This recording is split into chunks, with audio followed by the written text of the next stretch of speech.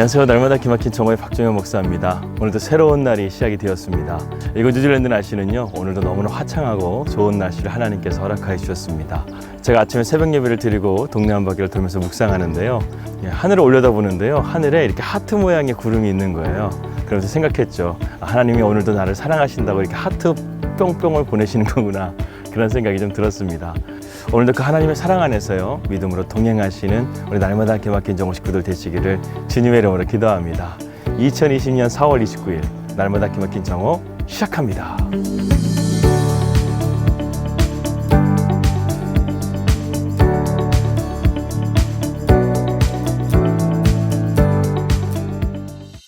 우리는 계속해서 성경의 기도의 사람들을 살펴보고 있습니다.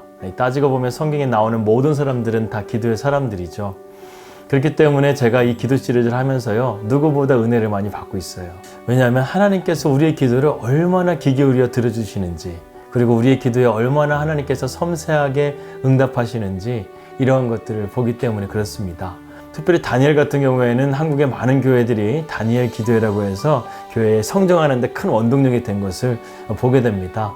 저희도 이곳 뉴질랜드에서요, 십자가를 꽂고 하나님의 교회를 세우는 그때에 21일간의 기적해가지고요, 다니엘 기도회를 시작하려고 합니다. 날마다 성경에 나오는 기도의 사람들을 살펴보면서요, 은혜를 나누고 또 기도의 응답도 받는 그런 놀라운 비전을 하나님께서 보여주셨습니다. 그래서요, 솔직히 지난주에 기도 시리즈 하면서 좀 많이 힘들었거든요. 그런데 거기에 대한 동기를 하나님께서 주시고 나니까 더 열심히 하게 되더라고요. 더 기쁨을 하게 되고, 그래서 앞으로 21명을 채우려고 합니다. 그래서 계속해서 성경에 나오는 그 무수한 기도의 사람들을 살펴보면서 하나님의 은혜를 나누도록 하겠습니다. 오늘은요, 다니엘의 기도에 대해서 함께 살펴보겠습니다. 다니엘은 과연 누구일까요? 다니엘은 정말 불행한 시대의 왕족으로 태어난 사람이었습니다. 그리고 그가 자라는 시기의 왕은요, 여호와김이었습니다. 그가 즉위하였을 때요, 남유다의 운명은요, 이미 기울 대로 기울어져 버린 아주 악조건의 상황이었습니다. 당시 중동의 패권을 차지하고 있었던 애국과 그리고 신흥강국 바벨론의 차례로 유린당한 남유다는요, 그야말로 나라가 말할 수 없는 어려움에 처해 있었습니다. 하나님께서는 예레미야를 통해서 남유다가 신흥강국 바벨론과 함께 친화 정책을 피라고 했는데요, 여호야김은 또 이 말을 듣지 않고 애국과 손을 잡게 됩니다. 그로 말미암아 바벨론의 왕 느부갓네살 왕은요, 남유다의 수도였던 예루살렘을 포위하게 되죠. 느부갓네살 왕은요, 당시 중동의 패권을 차지하고 있었던 애굽도 무너뜨리고, 강력한 나라였던 아수르도 무너뜨리고, 드로아도 무너뜨리고, 지금 예루살렘까지 도착하게 된 것입니다. 이런 상황 가운데서 여호야김은 정세를 파악하지 못하고 나라를 패망의 길로 이끌어간 것입니다. 결국 이스라엘의 남유다 왕국은요, 기원전 584년에 바벨론에 의해서 멸망하게 됩니다. 왜 이스라엘이 멸망하였습니까? 그들의 죄 때문에 그렇습니다. 그들은 우상을 만들고 도덕적으로나 영적으로 타락했기 때문에 하나님께서 그들에게 징계하신 거였습니다. 하지만 하나님께서는 이스라엘 백성들을 영원히 버리신 것이 아니었어요. 70년의 시간 동안 하나님의 징계를 받은 후에는 그들이 에스겔의 환상과 같이 여호와 삼마의 하나님께 진정으로 예배할 수 있는 그런 영적인 회복이 이루어질 것을 말씀하여 주셨습니다. 이러한 포로된 상황 가운데서 우리는 다니엘이라는 또 한 사람을 보게 됩니다. 다니엘의 인생을 한 문장으로 줄일 수 있다고 한다면요, 그는 하나님께 뜻을 구하는 기도의 사람이었다, 이렇게 말할 수가 있습니다. 다니엘은 뜻을 정하여 왕의 음식과 그가 마시는 포도주로 자기를 더럽히지 아니하리라 하고 자기를 더럽히지 아니하도록 환관장에게 구하니.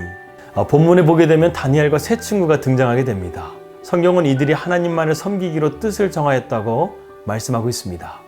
무슨 말입니까? 지금 그들이 포로된 나라 가운데 있지만 그들의 삶 속에서 자신의 신앙을 지키며 살겠다는 뜻을 정했다는 것입니다. 그래서 왕의 포도주와 음식을 먹지 않겠다는 것은요, 바벨론의 음식과 쾌적한 환경에 자신을 길들이지 않겠다는 의지인 것입니다. 여러분, 바벨론이라는 것은 성경의 나라도 의미하지만요, 영적인 타락의 원인이 되기도 합니다. 요한계시록에 보게 되면요, 바벨론은 세상을 더럽히는 영적인 세력으로 보고 있습니다. 이 세상의 세력의 무서운 것은요, 우리 성도들을 타락시키고 무력화시키는 이 마귀 사탄의 노림수가 있다는 겁니다. 이 세상의 세력은 교회를 핍박할 뿐만 아니라 우리 그리스도인들의 삶까지 박해하는 세력이라는 것입니다. 그래서 예부터 끊임없이 교회를 핍박했던 그 세력을 바로 바벨론으로 통칭하고 있습니다. 그런데 지금 다니엘과 세 친구들이 지금 바벨론의 그 중심 가운데 들어가 있는 것입니다. 그래서 왕이 주는 음식이나 진미를 먹지 않고 그들은 채소를 먹으면서요, 자신의 신앙을 목숨을 걸면서 지켜가려고 했던 것입니다. 우리의 신앙도 이 바벨론과 같은 세상의 세력 가운데서 우리의 중심을 지키기 위해서는요, 우리가 하나님 앞에 뜻을 정하여야 합니다. 그래서 오늘 우리는 다니엘을 보고 있는 겁니다. 다니엘은요, 하나님 앞에 뜻을 정한 인생이었다는 거예요. 여러분, 유혹과 핍박이 온다 할지라도 우리가 하나님께 뜻을 정하는 인생이야말로 강력한 인생이 될 줄 믿습니다. 그렇다고 한다면 다니엘의 뜻을 정한 기도는 어떤 의미가 있을까요? 첫 번째로 다니엘은요, 세상의 풍요에 길들여지지 않기로 뜻을 두었습니다. 여러분, 오해하지 마시기 바라겠습니다. 물질이 축복이 아니라는 것이 아니에요. 물질은 분명히 축복입니다. 우리의 삶을 편안하고 윤택하게 만드는데 물질은 분명히 필요합니다. 하지만 우리가 거기에 길들여지는 것에 대해서는 경계해야 된다는 것이죠. 하나님의 백성들은 하나님께서 주시는 복을 누리고 살 때도 있지만 필요에 따라서 얼마든지 불편한 삶을 살 수도 있는 사람이 되어야 된다는 것입니다. 그래서 우리 그리스도인의 삶은요, 부요함과 청빈의 삶, 이 두 가지를 같이 가지고 가야 합니다. 그래야지만 우리는 세상의 세력 가운데 길들여지지 않을 수가 있기 때문에 그렇습니다. 우리의 삶이 풍요로울 때도 하나님을 신뢰하고 우리의 삶이 때로는 뜻하지 않게 청빈의 삶을 하나님께서 인도하실 때도 하나님을 신뢰할 수 있는 이 믿음이야말로 가장 강력한 믿음이 될 수 있기 때문에 그렇습니다. 두 번째로는 사람의 칭찬과 인정에 길들여지지 않아야 합니다. 물질과 마찬가지로 칭찬과 인정도 분명히 하나님께서 주시는 축복 중에 하나입니다. 우리 그리스도인들이 성공해서요, 더 많은 선한 영향력을 미치게 되면 하나님도 영광 받아주시고 정말 좋은 것이겠죠. 초대교회를 보더라도 그들은 어땠습니까? 그들은 정말 칭찬도 받고 인정도 받았던 그리스도인들이었습니다. 그런데 우리가 때로는 주님의 길을 걸을 때요, 세상적인 칭찬과 거리가 먼 길을 갈 때가 있어요. 세상적인 인정과 거리가 먼 길을 갈 때가 있다는 거예요. 심지어는 그 길을 가는데 비난도 하고 시기도 하고 질투도 받습니다. 박해도 받는 거예요. 하지만 이런 상황이라 할지라도 주님이 알아주시면 됩니다. 주님이 나를 칭찬해 주시면 됩니다. 이러한 마음을 가지고 믿음으로 걸어갈 수 있는 사람이 되어야 한다는 겁니다. 우리에게는 이러한 영성이 필요합니다. 그래야 우리가 그리스도의 제자의 길을 걸어갈 수가 있습니다. 어느 순간 내가 하나님을 기쁘시게 할 것인가, 사람을 기쁘게 할 것인가, 이 선택의 기로 앞에서요, 우리는 고민 없이 하나님을 기쁘시게 하는 길을 선택하는 것, 이러한 신앙이 바로 다니엘처럼 뜻을 정한 인생의 모습이라는 것입니다. 우리의 삶의 결정과 선택 앞에서 주저함 없이 하나님을 선택할 수 있는 그런 우리 날마다 기막힌 정원 식구들 되시기를 기도합니다. 세 번째로 다니엘은요, 세상적인 가치와 사상에 길들여지지 않기로 뜻을 정하였습니다. 세상은 마치 바벨론처럼요, 끝없이 우리 성도들을 물들이려고 하고 있습니다. 즉 세상의 가치관으로 살아가게끔 우리를 유혹하고 있다는 것입니다. 세상은 우리에게 시대의 흐름을 맞추라고 하면서요, 마치 그것이 진리인 것처럼 우리에게 엄포를 놓고 있습니다.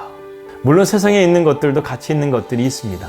하지만 우리가 분명히 알아야 될 것은 세상은 죄에 노출되어 있기 때문에 우리가 자칫 잘못하게 되면 그 죄에 무너지게 된다는 것입니다. 그래서 이러한 선택과 결정 앞에서도요, 우리가 하나님을 택할 수 있는 그런 믿음의 자세가 필요한 것입니다. 여러분, 뜻을 정한다는 것이 무슨 뜻입니까? 바로 하나님께 내 방향을 두겠다는 것이죠. 그렇기 때문에 우리는 기도의 끈을 절대로 놓아서는 안 되겠습니다. 우리가 기도의 끈을 놓는 순간 우리는 이러한 삶 속에 수많은 결정과 선택 앞에서요, 하나님의 뜻대로 살지 못하는 죄를 범할 수 있기 때문에 그렇습니다. 그래서 우리는 기도의 줄기를 움켜잡고 우리의 기도의 생활을 통해서요, 하나님, 우리에게 집중력과 끈기를 달라고 기도해야 될 것입니다. 이처럼 우리 신앙생활 가운데는요, 영적인 마지노선이 필요합니다. 다니엘은 이 쓰나미처럼 다가오는 거대한 바벨론의 문화 세력 앞에서요, 자신을 지키기 위해서 하나님 앞에 뜻을 두었습니다. 비록 나라는 망했고 절망할 수밖에 없는 상황이었지만 다니엘은 하나님의 살아계심을 믿었기 때문에 그가 뜻을 정하여서 하나님 앞에 자신을 지켰던 것입니다. 그래서 그는 평생토록 하루에 3번씩 무너진 예루살렘 성전을 향하여서 기도하였습니다. 하나님, 이 나라를 다시금 회복시켜 주십시오. 하나님께서 사랑하시는 이 백성 다시금 회복시켜 주십시오.